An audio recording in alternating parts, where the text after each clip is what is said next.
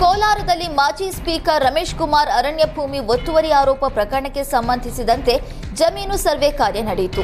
ಶ್ರೀನಿವಾಸಪುರ ತಾಲೂಕಿನ ಜಿಲಕಲಕುಂಟೆ ಅರಣ್ಯ ಪ್ರದೇಶದಲ್ಲಿ ರಮೇಶ್ ಕುಮಾರ್ ಉಪಸ್ಥಿತಿಯಲ್ಲಿ ಹೊಸಹುಡ್ಯ ಗ್ರಾಮದಲ್ಲಿ ಸರ್ವೆ ನಡೆಯಿತು. ಜಿಲ್ಲಾಧಿಕಾರಿ ಎಂಆರ್ ರವಿ, ಡಿಎಫ್ಒ ಸರೀನಾ, ಡಿಡಿಎಲ್ಆರ್ ನೇತೃತ್ವದಲ್ಲಿ ಸರ್ವೆ ಕಾರ್ಯ ನಡೆಸಿದರು. ಹೊಸಹುಡ್ಯ ಗ್ರಾಮದ ಸರ್ವೆ ನಂಬರ್ 1 ಮತ್ತು 2ರಲ್ಲಿನ 61.39 ಎಕರೆ ಅರಣ್ಯ ಭೂಮಿ ಒತ್ತುವರಿ ಸರ್ವೆ ಮಾಡಲಾಯಿತು. ಸ್ಥಳದಲ್ಲಿ ಬಿಗಿ ಪೊಲೀಸ್ ಬಂದೋಬಸ್ತ್ ಕಲ್ಪಿಸಲಾಗಿತ್ತು. ಕಂದಾಯ ಇಲಾಖೆಯಲ್ಲಿ ವ್ಯಾಪಕ ಭ್ರಷ್ಟಾಚಾರ ನಡೆದಿದೆ ಎಂದು ಆರೋಪಿಸಿ ಸಚಿವ ಕೃಷ್ಣೇ ಬೈರೇಗೌಡ ವಿರುದ್ಧ ಗವರ್ನರ್ಗೆ ದೂರು ಸಲ್ಲಿಕೆಯಾಗಿದೆ. ಸಾಮಾಜಿಕ ಕಾರ್ಯಕರ್ತ ದಿನೇಶ್ ಕಲ್ಲಹಳ್ಳಿ ದೂರು ಸಲ್ಲಿಸಿದ್ದಾರೆ. ಕಂದಾಯ ಇಲಾಖೆಯಲ್ಲಿನ ಭ್ರಷ್ಟಾಚಾರಗಳಿಗೆ ಕಡಿವಾಣ ಹಾಕ್ತಿಲ್ಲ. ಭ್ರಷ್ಟಾಚಾರದಲ್ಲಿ ತೊಡಗಿರುವ ಅಧಿಕಾರಿಗಳ ರಕ್ಷಣೆ ಮಾಡುತ್ತಿದ್ದಾರೆ. ದೊಡ್ಡಬಳ್ಳಾಪುರದ ಹುಲಿಕುಂಟೆ ಗ್ರಾಮದ ಜಮೀನು ವ್ಯವಹಾರದಲ್ಲಿ ಅಕ್ರಮ ಕೇಳಿಬಂದಿದೆ.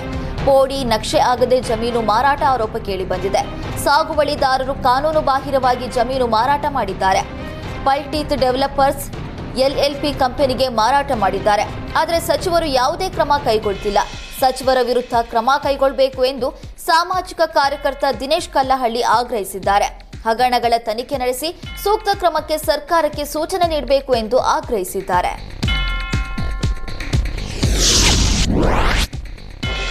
ರೇಣುಕಾಸ್ವಾಮಿ ಕೊಲೆ ಪ್ರಕರಣದ ಆರೋಪಿ ದರ್ಶನ್ ಬೆನ್ನು ನೋವಿನ ಸರ್ಜರಿಗೆ ಒಪ್ಪಿದ್ದಾರೆ. ಡಾಕ್ಟರ್ ಅಜಯ್ ಹೆಗ್ಡೆ ಭೇಟಿಗಾಗಿ ದರ್ಶನ್ ಮೈಸೂರಿನ ಮಣಿಪಾಲ್ ಆಸ್ಪತ್ರೆಗೆ ಆಗಮಿಸಿದ್ರು. ಇನ್ನು 3-4 ದಿನದಲ್ಲಿ ದರ್ಶನ್ಗೆ ಆಪರೇಷನ್ ನಡೆಯಲಿದ್ದು, ಡಾಕ್ಟರ್ ಅಜಯ್ ಹೆಗ್ಡೆ ಬಳಿ ಆಪರೇಷನ್ಗೆ ಒಳಗಾಗಲಿದ್ದಾರೆ. ಶಸ್ತ್ರಚಿಕಿತ್ಸೆಗೂ ಮುನ್ನ nerve root block, epidural injection ಪ್ರಕ್ರಿಯೆ ನಡೆಯಲಿದೆ. ಈಗಿನ ಇಂಜೆಕ್ಷನ್ ವರ್ಕ್ ಆಗದಿದ್ದರೆ 3 ದಿನಗಳ ನಂತರ ಆಪರೇಷನ್ ನಡೆಯಲಿದೆ. ಈಗಾಗಲೇ ಸ್ಟ್ರೆಂಥನಿಂಗ್ ವರ್ಕೌಟ್ ಅನ್ನು ದರ್ಶನ್ ಶುರು ಮಾಡಿದ್ದಾರೆ. ಅಲ್ಪ ಪ್ರಮಾಣದ ವರ್ಕೌಟ್ ಮಾಡುವುದಕ್ಕೆ ವೈದ್ಯರು ತಿಳಿಸಿದ್ದಾರೆ.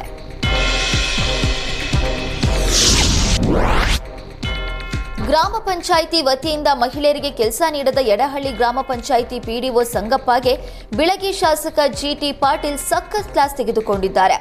ಗ್ರಾಮ ಪಂಚಾಯಿತಿ ವತಿಯಿಂದ ಯಾವುದೇ ಕೆಲಸಗಳನ್ನು ನೀಡ್ತಾ ಇಲ್ಲ ಎಂದು ಸ್ಥಳೀಯ ಮಹಿಳೆಯರು ಶಾಸಕ ಜಿಟಿ ಪಾಟೀಲ್ಗೆ ದೂರು ನೀಡಿದ್ರು. ಕೆಲಸ ಯಾಕೆ ಕೆಲಸ ಕೊಟ್ಟಿಲ್ಲ? 3 ದಿನದ ಒಳಗೆ ಮಹಿಳೆಯರಿಗೆ ಕೆಲಸ ನೀಡಲಿಲ್ಲ ಅಂದ್ರೆ ನಿನ್ನನ್ನು ಸಸ್ಪೆಂಡ್ ಮಾಡ್ತೀನಿ ಎಂದು ಪಿಡಿಒಗೆ ಶಾಸಕ ಜಿಟಿ ಪಾಟೀಲ್ ವಾರ್ನ್ ಮಾಡಿದ್ದಾರೆ.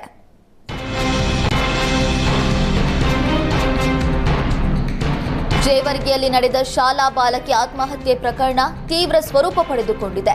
ಅನ್ಯ ಕೋಮಿನ ಯುವಕನ ಕಿರುಕುಳಕ್ಕೆ ಬೇಸತ್ತು ಬಾಲಕಿ ಆತ್ಮಹತ್ಯೆ ಮಾಡಿಕೊಂಡ ಘಟನೆ ಖಂಡಿಸಿ ಇಂದು ಜೇವರ್ಗಿ ಬಂದ್ಗೆ ಕರೆ ನೀಡಲಾಗಿದೆ.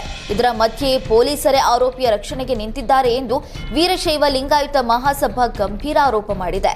ಹುಬ್ಬಳ್ಳಿಯಲ್ಲಿ ನಡೆದ ನೇಹಾ ಹಿರೇಮಠ ಕೊಲೆ ಮಾದರಿ ಕಲಬುರಗಿಯ ಅಪ್ರಾಪ್ತ ಬಾಲಕಿ ಸಾವು ನಡೆದಿದೆ. ಬಾಲಕಿಗೆ ಮಾನಸಿಕ ಹಾಗೂ ದೈಹಿಕ ಕಿರುಕುಳ ನೀಡಿ ಆತ್ಮಹತ್ಯೆ ಮಾಡಿಕೊಳ್ಳುವಂತೆ ಮಾಡಲಾಗಿದೆ.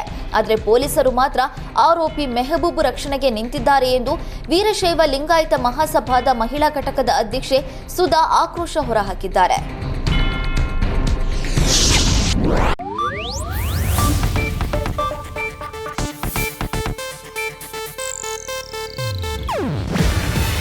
ಇದು ಏಷ್ಯಾನೆಟ್ ನ್ಯೂಸ್ ನೆಟ್ವರ್ಕ್ ಪ್ರಸ್ತುತಿ. ನೀವು ನೋಡ್ತಿದ್ದೀರಾ ಏಷ್ಯಾನೆಟ್ ಸುವರ್ಣ ನ್ಯೂಸ್.